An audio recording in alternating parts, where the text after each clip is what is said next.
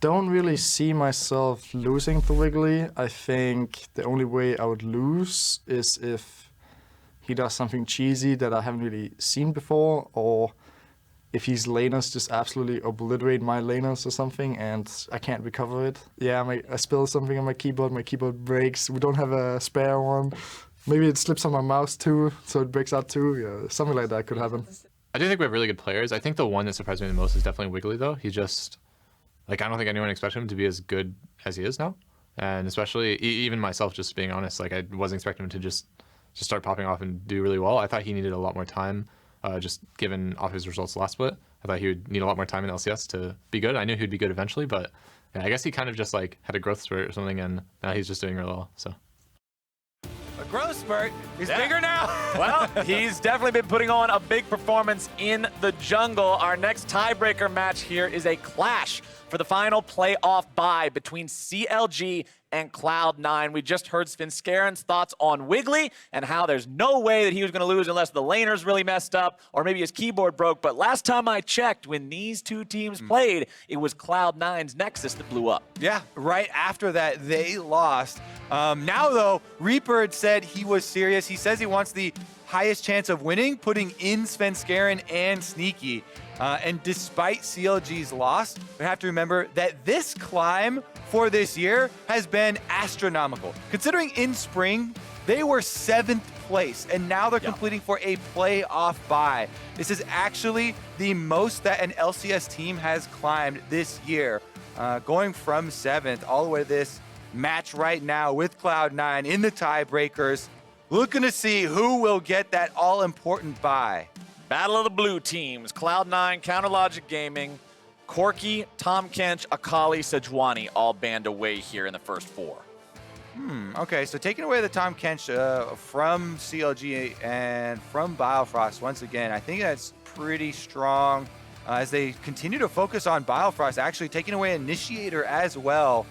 So CLG definitely have their eyes on Bio. It's basically been Bio and Wiggily as the two frontrunners for CLG's most valuable player thus far. Biofrost has been outstanding, especially in summer, winning bottom lane for them as well as making a lot of plays for the team. Now he's absorbing a lot of bans. Yumi's the last one that CLG banned against Cloud9. And we'll see what they can go with the first pick. Licorice there, your guy on screen. He's really loved the Akali a lot. That is still up. Or no, that is banned now. So maybe it's the Aurelia switch for a similar style of solo laner. Well, we are going to see a solo laner, but not quite Irelia or Akali. Instead, that Aatrox that, as we mentioned last game, has just been ever prevalent, evergreen in pro play ever since the rework. Revive or not, he's back on the Rift here this time around. Counterlogic Gaming, how are we going to respond here? Thinking about Rakan.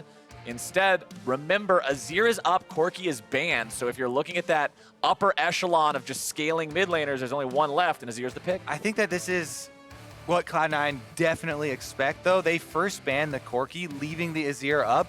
They're hoping for that trade from PowerOfEvil, and Cloud9 have often gone with kill lanes for Nisqy and Svenskeren. They have found so much success with things like Yasuo Gragas that are split-second initiations, looking to try and kill those squishier mid laners that PowerOfEvil likes to play. That might be what they're going for this time around. C9 usually full steam ahead as far as their initiations. Already with Aatrox, that is some very strong team fighting locked in. Well, speaking of team fighting, we are going to see CLG with the Rakan. So how do Cloud9 want to answer that here in the bottom lane? Looks like Caitlyn might be picked up here. Plenty of objective control and lane power with this champion. That one's locked in. Sneaky taking that away from Stixxay is definitely going to be a big one. Helps out the laning phase, super long range on Caitlyn early on. Helps her stay away from Rakan. You can also net as soon as the Rakan goes for the grand entrance. Try and avoid that death. And even if you're not able to avoid it that way, just put a black shield on her. And you're able to avoid any sort of CC. Will they break it with magic damage? Morgana pretty fantastic at being able to stop a champion like Rakan, whose initiation is so easily telegraphed. Yeah, plus Morgana Caitlyn is such a classic combination. If you land a binding, it lines up a very easy Caitlyn trap for the cupcake, and you get a huge damage combo off. It's one of those very old and annoying poke lanes, or I guess just long range lanes. Not really Poke isn't even a right word for it, as you can go all in when a binding lands, and that might even be 50% of someone's HP. Meanwhile, though, the other half of the Lovers duo locked in for CLG. Stixxay and Bio definitely going to have a lot of options here early on as well. Counterlogic Gaming are going to ban out Qiyana here next. Cloud9 has always been one of those teams that's not afraid to experiment, to break out something newer, something less seen. Qiyana's still a very new champion to League of Legends, so I'm sure many teams don't have a ton of experience playing against it, and CLG would rather not risk that here in such a high-stakes game. And as we kind of mentioned, Nisqy has played a lot of all-in champions for the mid lane that look to get kills on their lane opponent. Jungle attention for C9 has typically been for top and mid lane for the solo lanes. So Gragas also banned away, one of those playmaking junglers from Svenskeren. And you mentioned the Gragas Yasuo as well. That helps shut down. That's almost like a ban and a half. I mean, do you really want to play Yasuo without the easy knockups? Yeah, you get 1.5 for that one. There are other knockups left and available, just not quite as iconic. And you don't get the easy long range combination of the ultimate toss. See what they decide to go for. Things like Rek'Sai is still available. I mean, Zhao is even... Oh, they're actually picked by CLG instantly here. Wiggily back on this champion. He is one of the ones that put in a lot of time on it, actually, previously. And it's definitely a strong duelist, strong offensive champion. Of course, always the weakness. Everyone always cites with it, though. No way to disengage and get out of a bad situation. Your best hope is trying to not attack someone and hit them with your ultimate to give them that small knockback. Yeah. And then you have your defense of your ultimate for a small duration, but you have no defensive jumps. Your charge only works in. Yeah, the best defensive mechanism for Zhao is to kill everybody around you. Pretty much the only way that he's going to make sure that nobody's chasing him down, as Cloud9 will pick up the Rek'Sai in the jungle. Taliyah. And it looks like the pick for Nisqy is the Taliyah. Haven't seen a ton of this champion recently. All right, they dangled the Azir out there and let CLG pick it with the Taliyah in mind here. Very, very strong possible roaming mid laner, plus one of my favorite combinations, Rek'Sai and Taliyah. If I'm the jungler, I go in, I flash on Rek'Sai to hit that knockup. The target is dead because it allows Taliyah to easily land the seismic shove with all of the burst damage in the kit. You lay down the rocks, and that can be terrifying for anything, even like an Azir. The final pick for Counterlogic Gaming here. Putting a lot of faith in Ruin, this guy that they brought in for Summer Split. They had fantastic results with after seeing his performance at MSI, being a rep from the TCL. Now he's going to be on the Gangplank. They made sure they saw the entire enemy team. Hey man, how are you going to carry? Yo ho ho, Gangplank into the top lane. Yeah, Ruin has been instrumental in CLG's climb. We talked about it from spring 7th all the way to summer, fighting for the playoff bye. Added to the roster. Very quick results for them. And let's get into it. CLG versus Cloud9, once again, top of the table, tied at 12 wins each. Who's going to break it? Coach is shaking hands, everybody getting ready for this one. The bye can be so big too. It's an extra week of preparation going into your next game. It's also the opportunity to study your potential next opponent's moves in their quarterfinal. This can do a lot for either one of these teams. It's huge for research, exactly. And you get to hide so much by waiting longer in playoffs before showing anyone what you've been working on. CLG, Cloud9. Cloud9, no stranger to this situation, honestly. I mean, this is one of the teams that you sort of always expect to be in the playoff conversation in this picture. CLG, as you already mentioned, 7th last split, a team that has been around the bottom here for a while, was once one of the teams that you would see challenging for those championships. That ship has long sailed, except now she's back into port, and CLG could be looking to make some return amazing things happen here. Yeah, buddy, got the ticket both ways. As everybody's out onto the rift, here we go. Cloud9 fanning out for that line of scrimmage. All right, let's see what they will do with this Taliyah pick. Again, super strong combination with a reliable jungler that has the guaranteed CC of a flash knockup like Rek'Sai. Allows you to ran your seismic shove into your unraveled earth and threaded volley full combo. It's so much burst even before level 6. Meanwhile, Azir scales up a lot more later, much more defensive early on, just farms away. This is a classic PowerOfEvil style of champion. He loves these mages, long range, scaling up and farming from the mid lane. And speaking of style, it's common as well. So not that heavy attack speed based Azir that's just going to constantly hit a front line full of meatballs. He's expecting this to be a burstier, faster paced kind of game. Yeah, this is one of those changes that people use with Azir, along with altering the build path a little. Some people will go for the Luden's Echo first even to go full burst Azir. That does sacrifice a decent amount of mid and late game damage for team fighting though, because you lose out on damage over time, DPS, from increased attack speed in favor of going for the burst damage. We'll see if he goes all the way to alter his build, or just having the Comet in lane will be enough for him to deal with this Taliyah and go for those more impactful trades. Bottom side, the Xayah Rakan trying to get the shove on these minions. And this is also a Guardian Rakan, the more standard Rakan approach. We have seen some of the spicier Hail of Blades picks here in recent times, but they're not going for that crazy early laning keystone. Yeah, and it's super scary when you're facing a Caitlyn. You know you're going to be taking harassment. Caitlyn Morgana, the range is so long that even when you just go for minions as Xayah Rakan, sometimes you'll have to shrug off some of the damage, and that's exactly what Guardian is for. Trying to shrug off some of the lane phase damage and help you sustain through the early stages. Looks like we'll see some vertical jungling here this game yet again. Nice binding there on the bottom side. Nisqy hitting level 2 means he's able to back it up with a trap, and they can instantly take off half of Stixxay's HP. It's the exact combo we talked about in Champ Select. Binding, landing there for Zeyzal. Nisqy quick on the trap, able to get the full combination of damage. That is the health potion down for Stixxay. 2 minutes, 50 seconds into the game already. And the Caitlyn Morgana finding some pressure. Now with a big minion wave pushing, they can go for the invade with Svenskeren to try and counterbalance the invade that Wiggily is doing. You can see right now on the map, Zhao already on the ward, which expired from Pixel Brush. They saw him go for that blue trade.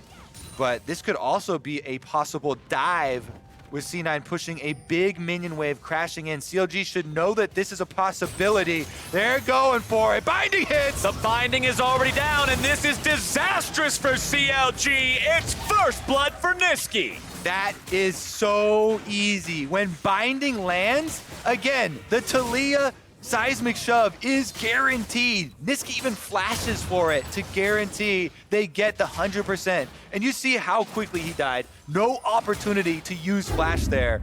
Let's take a look at it here. Little bit slower motion. If you see, boom, it lands. Nisqy's gonna flash in to make sure they can kill him before he gets out of CC. That is 100% to 0. CC chained to death for the kill, and off of that, extra turret plates for the C9 duo. Extra turret plates for Cloud9 and no minions for CLG. Compare that difference in farm real quick. 27-7 shows exactly how good this early lane is going for the side of Cloud9. And we have criticized the bottom lane of Cloud9 and how they've sort of been the Achilles heel for this team over the course of Summer Split. Uncharacteristically poor performances for them, whether you're looking at stats or just how they're playing. There's been quite a few mistakes, but to see the team be able to play around them and still make things pop off around these guys, if you're a Cloud9 fan, that's a good sign heading towards playoffs. Yeah, Zeyzal walking up there, landing that binding. I mean, for Stixxay, you're trying to evaluate, should he have flashed that binding even? They didn't have vision on the Rek'Sai and Taliyah, so they weren't 100% sure, but that is definitely going to be one they feel for a lot this game. 39 CS now for Nisqy, plus the turret plate that they got as well. They're halfway to the next one, so it's definitely looking good. I think if the recall goes off now, he'll come back with a BF sword. And Svenskeren taking the opportunity to get those deep wards you see on the wrap, on the Wolves as well. Wiggily gonna clear out his wolf camp, but Svenskeren is still watching and waiting here. The Tremor Sense will be able to at least show him where Wiggily is at. Zeyzal and Nisqy maintaining their control over the bottom side of the map here. There are some wards in the river for the side of CLG, just to make sure nobody's coming around through that direction, maybe set something up once they do push out a little bit here. And these are shoving out, but Zeyzal and Nisqy have no interest in allowing that to happen. They just want to keep this lane shoved up. maybe set up another dive here for Svenskeren and Nisqy, who are once again doing what you talked about with that roam-heavy playstyle on Taliyah. Exactly, trying to use their champions to the fullest of their abilities. This is why you pick her. Able to roam down bottom side. Another 2 turret plates almost picked up here. Another binding lands, another peacemaker. The damage just keeps on flying here for C9. Meanwhile, if you looked at the other side of the map where no attention has been so far, the Aatrox versus the Gangplank, Licorice should be able to get the early CS lead. He is doing so by himself up there. Gangplank does have extra money generation, of course, on the minions as usual, with last hitting with your Qs or barrel explosions. And that is going to mean that Svenskeren starts up this Mountain Drake. It's the lowest DPS dragon, so even though he is Rek'Sai, you can do it no problem without too much assistance. But speaking of problems, Nisqy's got one here in the mid lane as PowerOfEvil and Wiggily work together to look to take him down. And one last stab of the spear before the wall comes up means CLG's on the board. You got to keep your eyes on those timers for summoner spells. Yes, C9 got that first blood dive on bottom side. What did they use in order to get it? And CLG tracked the flash there from Nisqy. They punish him before it comes back up. During that whole time, though, we already knew Svenskeren was on the dragon and is able to finish up that mountain. Man, that mountain feels good, particularly for the bottom lane, who have already been doing such a good job taking down the plates. 3 plates already gone by 7 minutes into the game, and now that you've got that extra true damage, they should be able to clean these last 2 up pretty easy. All right, meanwhile, Wiggily finishes up the Gromp here. Not going to pay any visit to Licorice, who's feeling pretty good about the situation here, pushing up on the Gangplank. Once again, though, here's another look at it. Look at Wiggily holding there at the tower as soon as they see Nisqy again. That was the last second, and they actually are able to pull off the play. Really good job punishing the offensively used summoner, but once again, C9 finished the deal. Mountain Drake, baby, that's what it gives you. Extra plate money, first turret in the pocket, only 8 minutes into the game. Yeah, I'm guessing they finished that one no problem with Mountain or no, but here's a mid lane gank. PowerOfEvil gets himself away from the chains because the angle Licorice moved at him. It was really easy to dodge off to the short path away, and PoE stays nice and safe. But now Cloud9 says, hey, we're in control of the bottom half of the map, and they can easily secure this blue. Yeah, really good drafting here from C9 with the early game jungler, the roaming bottom or mid laner, as well as the Caitlyn Morgana bottom lane, and playing to their strategy within the game as well. Step number 1 is complete for them. They got the bottom turret. CLG trying to farm up here during this onslaught. They have so many scaling options, but it looks like they're falling behind the curve so far, yeah. And it's getting fairly difficult. Ruin on top side, trying to get these barrel chain explosions with the Q to get the extra money. Has the Fairy Charm in inventory for extra mana regeneration. But here comes Sneaky and Zeyzal C9 with the swap. Sneaky doing what Caitlyn does best after taking down the turret in her opponent's lane. She immediately rotates to another lane and starts harvesting more and more of those plates, get more and more of an early game lead. They're already up to 2,000 ahead of their opponents. Ruin recognizes there's way too much manpower up here to deal with directly. He'll drop the ultimate to clear the waves away and waste a little bit of Cloud9's time. Yeah, meanwhile, CLG have rotated Wiggily down to the bottom side as well. They're even hard committing with a teleport from Ruin to try and finish up that tower on this push. So they are going to try and just answer completely with a full commitment. Objective trading going on here. That also means that PowerOfEvil is under attack in the mid lane, as you can see, being forced off of that turret as well. I like CLG not trying to deal with the Caitlyn directly, but rather circumventing the issue and just going blow for blow here. But the problem is, with this many people around, it does take a little bit of time to finally burn this thing down. And topside, there's plenty of work being done by Sneaky and Zeyzal. Look at that, they've almost got the turret already dead. Sneaky should be able to put some more auto attacks into that one himself. Meanwhile, Svenskeren is in the Rift Herald pit. Yeah, if you try and get all the turret plates down in one push, the defenses really stack up. This also means Rift Herald will be picked up on the side of Cloud9. Svenskeren gets that one in addition to the tower for Cloud9. So in the end, C9 still up 1 tower overall, plus the Rift Herald at their disposal, and a very healthy early lead. Yeah, Cloud9 hasn't taken a single plate off of the mid lane turret, but that doesn't matter when you've got all 5 down on both sides. Incredible early plays across those side lanes here from these guys. Yeah, and with the sides all down, they can group up around mid with Rift Herald, finish off those turret plates. They still have a good 4 more minutes to cash in on the rest of the turret plates. So there's a good chance C9 get every turret plate in the game available to them. And you've got Infinity Edge plus the Zeal on Nisqy. Doesn't even have a level 1 boot yet because he's just going to continue Who needs farming up boots? now. Boots don't crit. They're not important indeed. There we go. The magical footwear finally coming online. Needed to wait for till 11:15 for that one. But now that he's got those, he can kite around a little bit better. Shelly's going to be summoned up. She's getting distracted hitting a couple of these minions, but she'll focus up here in just a second. Turret has only lost half of a plate. Shelly should get the charge off. Boom! 320 gold in the pocket. And they get some more. A couple more auto attacks would do it. Shelly may be able to farm that last little bit out, and there we go. Turret down to 40%. Still 2 minutes left to grab those last couple of plates, but CLG are trying to position well enough to stop the Cloud9 advances. Biofrost backing himself away here as Cloud9 continues to try to step up, contest vision around this river area, slightly push forward into CLG territory. Nisqy will continue firing these auto attacks off as CLG doesn't really have anything to worry about too much anymore. Shelly's gone. It's not like Cloud9 can just brute force this, but it is a situation where they can pick up Mountain number 2. Yeah, Mountain will just burn down here from C9. They're able to easily transition out of that mid lane into another objective for themselves. I think CLG are actually fairly happy that these Drakes are not more damaging Drakes for team fights. Yeah. Because C9 are keeping up the pressure so effectively. It does mean that come 20 minutes, though, this amount of control that C9 have over the map could result in them getting a very quick Baron if left unattended by CLG. So the priority on CLG vision around that side of the map becomes a very high priority. This area just needs to be lit up by CLG once the Baron comes to the table. And I like what I've seen from Cloud9 here so far. I like using the Caitlyn, rotating around the map, pushing the issue.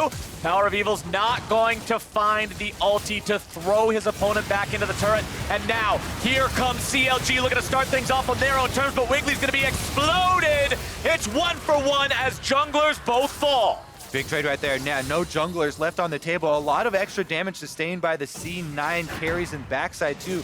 So they will retreat. And CLG do defend. Now they can just send Stixxay as well as Rune to go farm those side lanes that are pushed up. That's going to give them some much-needed breathing room. As C9 were trying to keep up the pressure and finish off this turret for the last remaining turret plates. Will they be able to get the last ones before the 15-minute timer comes in? Nisqy, good job jumping off that wall, by the way, before PowerOfEvil can shove him into the turret. However, the flank around there from Wiggily is able to get the engage, and because of that commitment, Rakan and Gangplank ultimates allow CLG and Ruin to answer back, get the jungler 1-for-1. But if you are CLG and you've got a comp consisting of Azir and Xayah and Gangplank and these scaling monsters, going 1-for-1 when you're behind is a pretty all-right situation. As long as you've still got that money flowing in, CLG's still got a win condition as the clock marches forward. But Cloud9 are not a team to sleep at the wheel. I want to see how they try to move forward now that they've got more of these turrets down. They should be able to take down the tier 1 in mid here very soon with plating gone. And then we'll see the kind of vision they can set up and the kind of picks they can try to make. Yeah, they've spread out into the 1-3-1s. They get the final hits on that turret. 14 minutes has already passed, so they did not get extra turret plates for that. Not quite collecting all of them, but they got most of them on the map, and they are one rich team, especially Nisqy on this Caitlyn. Crits will be coming through very, very dangerously for CLG. You have to be so careful. Look at that, 7,200 gold in the pockets of Nisqy. By far the richest man on the field, showing how he got that prestige skin. Oh, absolutely. And for the side of CLG, this is a composition that it's very scary to just blindly walk into fog of war against. There could be Caitlyn trapped in any brush. Morgana could be waiting with a binding over the wall. The amount of tools that Cloud9 has to start things off if CLG overstep their current bounds are plentiful. And CLG's got to respect that while they continue scaling up. You're starting to see these first items come online here. You can see the echo for the Azir as you were talking about with that burstier, no attack speed speed kind of build, Essence Reaver on the Xayah, but it's still going to be a while before these champions truly come online. Yeah, and that, again, the drawbacks for the Luden Echo plus Comet build for Azir is less sustained damage for the team fights. However, he is looking for a lot of burst opportunities here. You know, the Rek'Sai, when the Rek'Sai goes in, a lot of these squishier targets, basically anybody but Aatrox, if they can get a big combo, will be very effective. Again, vision heavily controlled by C9, and CLG are trying to get a lot of these defensive wards up around their jungle, as you can see, prioritizing this side of the jungle where the Baron is going to spawn. 16.5 minutes into the game, so we still have 3.5 to wait for it to come, but they don't want to lose control of that area for a second. C9 continuing to spread the map here and continue to split push. I like Zeyzal just watching and waiting here in this brush, seeing who can he land a binding onto. It's not going to be PowerOfEvil right now. He's wisely playing off to the left, recognizing, hey, this is where we've got vision. Should probably make sure I'm not exposing myself to any more binds than necessary, as you're also going to see Biofrost moving through the top part of the jungle here, trying to sweep out some of this Cloud9 vision. Nisqy will attempt to stop him from doing so, but it won't work out too well here just yet. Still nothing to really fight over on the map right now. Drake hasn't respawned yet, but it will be very soon, and we've still got 3 minutes before Baron's back alive. Yeah, Dragon coming up quick. That should be C9's. They should retain control of that area, and you can see what CLG's thought process is.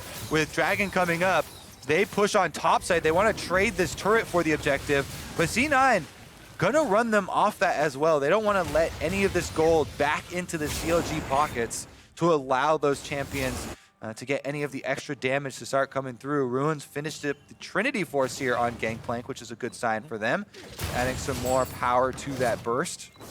Also makes it doesn't just add burst power, it adds farming power, because the extra sheen power means those barrels are blowing up the minions incredibly easily, get all those silver serpents, all that extra gold, and Licorice will walk his way down here into bottom lane to answer this one. You can see those top laners staying pretty even in terms of farm. Licorice still having that slight lead that he earned during the laning phase. PowerOfEvil having a lead here in mid lane, while Nisqy has built up a substantial CS lead for himself there in the bottom side, but that's what you can really expect based on how Cloud9 was playing around the bottom lane early on. Rapid fire cannon also now done for the Caitlyn makes her very scary in these siege scenarios. Yeah, Nisqy can go for very, very safe poke. Whenever you walk around, charge up your rapid fire cannon shot, the range on it with Caitlyn is insane. Pretty much unanswerable by any of the members on CLG. The only thing that they could look for would be a Biofrost flank flash engage maybe. Other than that, it's very hard for CLG to try and punish Nisqy on the Caitlyn, especially considering there's a Morgana by his side. So C9 are very well set up for this mid-game siege, or for just baiting around the Baron. We keep setting up this Baron that is going to arrive to Summoner's Rift because Cloud9 took control of the map so early on in the game, they haven't had to risk anything or push anything since they know easily you can set up a bunch of Caitlyn traps. It makes it very difficult for the enemy team to come check. And with Nisqy with his super long range and the CC denial of the Morgana, it should be advantage Cloud9 setting up around Baron, and they're doing it now.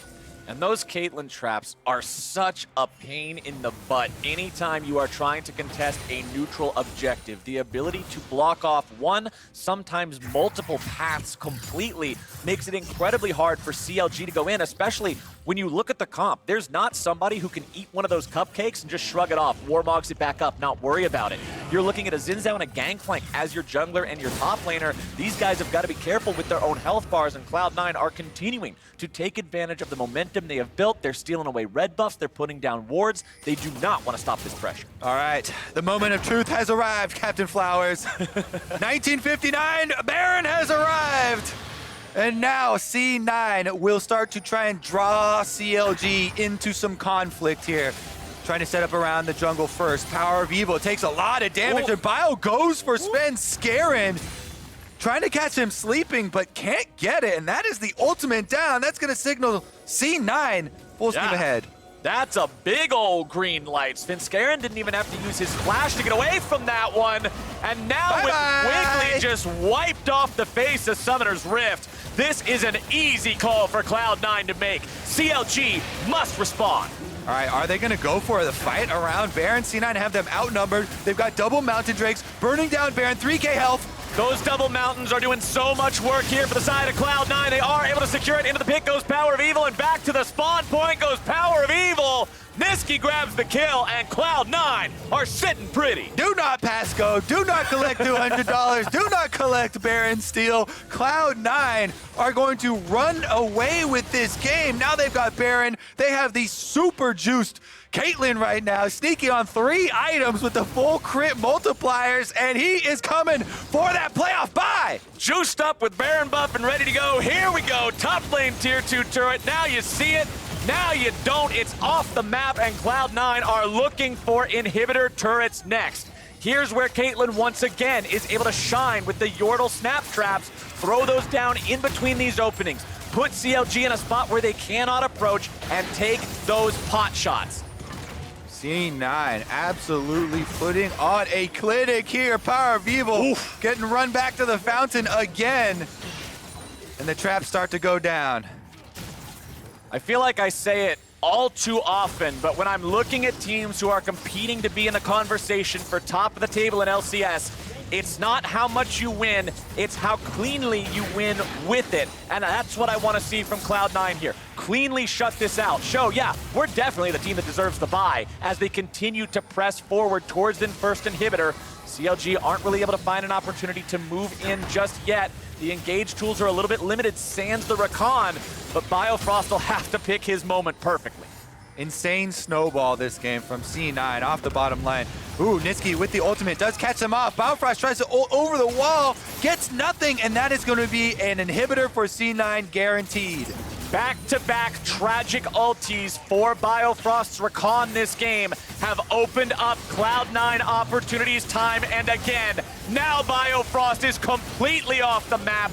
Now the tier 3 turret is dead in the mid lane. The Gangplank ultimate will buy a little bit of time, make Cloud9 regroup here for a moment, but they've still got a 5v4 advantage. They've still got Sneaky. They've still got this entire game in their control. Wiggily is gone. The stopwatch will keep Svenskeren alive. Ruin eats the ace in the hole to keep PowerOfEvil okay, but 2 inhibitors down is not where you want to be 23 minutes in. Yeah, they've got a minute left on the Baron, Captain Flowers. That Baron power play might be the whole game. I said I wanted to see a clean ending, and Cloud9 are looking to do it right now. Nexus turret number 1 is deleted, and CLG will try to defend with 3. 5 members of Cloud9 still stand tall, but health bars are hurt, and mana is running low. Second Nexus turret falls, and Sneaky will continue putting the auto attacks into the Nexus. They revive. Cloud9 do not want to overextend here. They're still sticking around a little bit longer. I'm not sure what CLG can do. They summon up the Azir turret and make their stand. Yeah, C9 have 20 seconds left on the Baron. That is 1 more minion wave push. 1 Nexus turret still here. CLG, 5 members ready. Will they go for it? C9 sticking around. Cloud9 do not want to go home on this one. They just want to end the game. 24 minutes in. They've still got those Mountain Drakes. They're letting themselves regenerate back up just a little bit. Zeyzal pretty low on mana here. Nisqy and Sneaky the same. See Licorice really the only guy ready to go no matter what here in the fight, but there they go. World Ender's gonna be popped, CLG is gonna be dropped, and Cloud9 will earn themselves a playoff bye. They'll force CLG back into the fountain, and they'll do it in style. Sneaky and Zeyzal answer the haters with a bottom lane victory. Woo! Simple as that. Caitlyn, Morgana run this game. Zeyzal with the perfect support score. No deaths, no kills, 100% KP. The man who set everything up. That was beautiful Morgana play. Team all in on it as well. Nisqy with the Taliyah pick, roaming down early on with Svenskeren to the bottom side. They go for the dive. Zeyzal lands the binding, and that is all she wrote. This looks like a team that deserves a playoff bye. This looks like a team that you're going to be scared to go up against in the semifinals, knowing they've had an extra week to prepare and craft new strategies, especially when it's a team like Cloud9 that is known for pulling out new and innovative strategies, especially in big moments like that. I'm excited to see where playoffs takes these guys. Cloud9 been working on a lot of iterations for their roster as well. It'll be exciting to see what they go with in the best of 5 series. Playoffs can't come soon enough, Captain Flowers. Oh, baby. And for CLG, today might have been not the victory they were looking for in the tiebreaker. However, this is still an incredible run. As we mentioned at the start of this tiebreaker, where they were in spring to where they've gone now in summer. And I still want to see them in the quarterfinals because I absolutely believe this is a semifinal level team. For sure, CLG have made an absolutely amazing climb over the year. Cloud9, though, get the victory, they get the bye, and they'll be happy about that. And now we're going to send things down to Licorice for an interview with the jungler who just locked in that bye. They sure did, and I'm sure all the Cloud9 fans are extremely happy about that. I've got Svenskeren by my side, and first things first game of the day for you. Is there anything special you had to do to kind of warm up for these evening rounds? Yeah, to be honest, it was pretty exhausting because obviously I woke up at the same time as the team. Even though I didn't have to play on stage earlier today, I still had to be awake at like 8 a.m. So, I mean, obviously the other guys are probably more exhausted because they had the game. But yeah, I mean, I was still in pretty good condition. And you still had to click it into gear there, which you did. A lot of very controlled performance coming from you in that game. So just talk me through kind of what you were thinking about to try and oppress that comp on the other side that had the potential to just get out of hand. I mean, yeah, the game was pretty boring, I must say, because it was just us pushing the plates and they were kind of just giving it to us. They were not really fighting too much for it. There was like one team fight mid where it was just both junglers died and that's like all. So the game was pretty boring, I must say. But yeah, I mean, we just ended up being in control. So we got all the dragons. You have 2 mountains, the Barons is 3. Well, despite, however, the game went, a bye is a very hype big deal, and varying people have varying opinions on what that means to them. So for you specifically, how would this bye enable you to maybe perform better in the playoffs? I mean, going into the day, I didn't really care too much about the bye or not because I've been in both situations where I haven't had the bye and I've had the bye, and I feel like both have the upsides. Like, I don't think there's really just a clear advantage to having the bye. I think obviously, getting the bye, you can see what the other team is going to play, but I didn't really care too much about it. Well, I know a lot of fans out there care about this victory, as I'm sure you do too, and your teammates, so congratulations again on that win. But we do still have another tiebreaker to come, so let's hear what they have to say over at the State Farm Analyst Desk. That's right, Licorice, we're not stopping here. Cloud9 does lock up the first round playoff bye with the second seed over CounterLogic Gaming here in the tiebreaker. They had to go 3-0 this weekend in order to snag that. And we'll dive a little bit more into the big picture of Cloud9 moving forward into the playoffs, but I do want to dissect this game. Starting in Champion Select, I know we have some choice thoughts both for Cloud9 and for CLG. C9 made CLG look silly from start to finish here.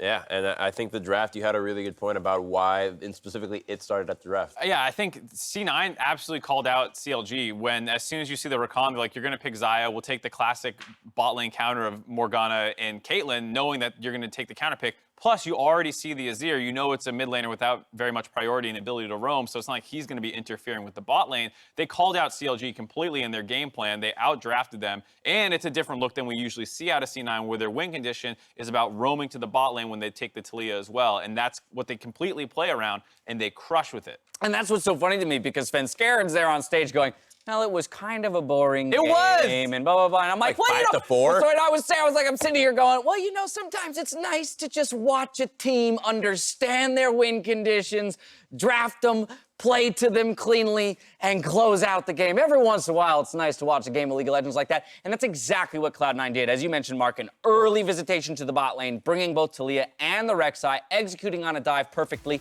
and putting Nisqy in the best position he has exited the lane phase yet this summer split. One of the best things about Taliyah is her unreal ability to push lanes faster than your opposing mid laner, and it just opens up the map so much. But best of all, this actually paints a very scary picture for Cloud9 moving forward because you're subbing in Blabber. Blabber is one of the best Taliyah jungles. This is now a flex pick for Cloud9 that every team has to respect. So it's a scary picture for every other team. Yeah. That Cloud9 can't do this. Gotcha. I mean, yeah, I think that, again, Cloud9 is making a case for being someone to be feared in the playoffs. And that was the whole game. That's our one highlight, because after that was the first That's wave. it. You do that. It really was. You do that slow push. You build the entire wave up. The other guy's like, okay, I'll catch this under turret. You kill him under turret. all of the creeps die. It was like 28 to 7 CS at one point, and look at that goal difference. And then Caitlyn just moves around the map murdering turrets. And yeah, like Sven said, there was one skirmish in the mid lane where both junglers died, but that didn't stop the objective snowball. The reason why it's so slow and CLG couldn't do anything is the Morgana pick. Zhao cannot engage against the Morgana. Your 3 talent strike is not going to break the black shield, and same with Rakan. Your quickness won't work, your knockup won't work. It's just not going to break it. And if you take those away, there's no other real engage tools. If you're forcing PowerOfEvil to be the guy that has to Shurima shuffle every single fight, he's just gonna int it every single time. So the Morgana pick in the draft was so powerful that this is why we're kind of dwelling on it, because it really showed how powerful Cloud9 can be going up against a team that was just earlier today in contention for first. Yeah, just CLG's games today as a whole were an absolute disaster from the drafting perspective. So they have a lot to clean up. This draft was bad. Very bad. You have 3 well, not losing necessarily in terms of like you get killed in the matchups, but you're down priority basically in all 3 lanes. You have your GP at 6 who's like, maybe I can ult the bot lane when it's getting dove, but they dive at level 3.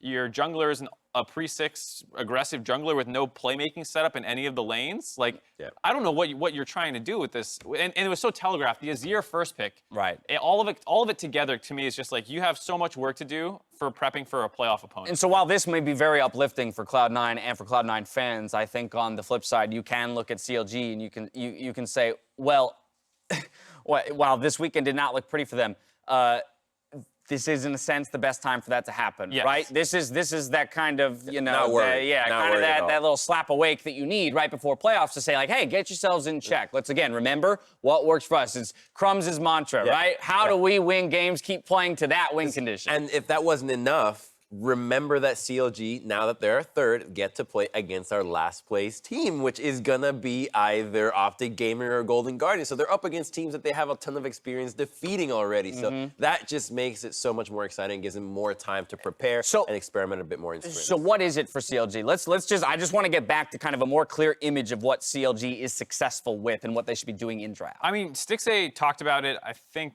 yesterday after the post game. He says, like, you know, we are fairly lane focused in our drafts, and I think that's fine. I think, you know, what they've been doing all season long was actually really good. They had great drafts all season long. It was just, you know, this very last day they had two pretty mediocre ones, and it felt like they didn't really pick enough focus for actually having fighting potential in the early game. Even in the previous game, they had a lot of like globals, but it was Sona, Tahm Kench, and then like you have... That was the Frankenstein comp? Yeah, it was the Frankenstein comp a little bit, and like I think, you know, they can get back to it very quickly. Oh, absolutely. But it's just about making sure that they have maybe a little bit more of a plan for what they actually want, as opposed to just waiting till they see things and hoping it comes together. Back over to Cloud9 real quick. I just want to talk about this squad one more time as they put up a 3-0 weekend with 3 different looks. Again, 3 different iterations of rosters. I know it's not 5 unique players every single time, but that is something to be recognized that, again, in the waning weeks of the split, Cloud9 again ramps up to become a threat, and they do it in a way that's going to make teams question everything when they're coming into a best-of-5 trying to prep for this squad. Yeah, because every player that they've subbed in also brings in new champions. It's not just that they have different styles, it's the champion pool as well. And that makes him a more versatile threat than any other teams, because no other team plays with subs like that. This is a harder team to prep against than Team Liquid, because suddenly you're thinking, oh, well, they might just play Svenskeren the whole time. Suddenly it's now Blabber and Deftly in the bottom lane, Deftly playing Swain and Blabber playing Taliyah. And you're like, what? We haven't played against this all split long. I think this was a very calculated idea of subbing these players in the last week by Cloud9 to make sure that their playoffs are smooth as possible. Every single member has looked fantastic, and like I'm saying, different looks. It's like, I actually agree about harder to prep for, maybe not the better than Team Liquid, but you have no idea what you're getting anytime you match up versus Cloud9. Reaper called it. We had an interview with him just yesterday where he said it doesn't matter which roster we field. We are not lessening our chances for that playoff bye. They put their money where their mouth is, and they nabbed it up. We've got one more tiebreaker before our playoffs are squared away. Find out if Optic Gaming or Golden Guardians punch their ticket into the postseason after this.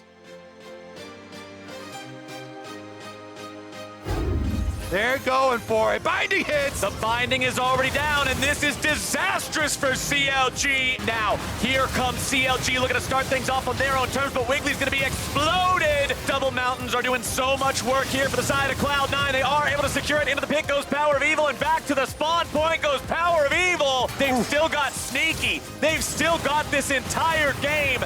in their control. There they go. World Ender's going to be popped. CLG is going to be dropped. And Cloud9 will earn themselves a playoff bye.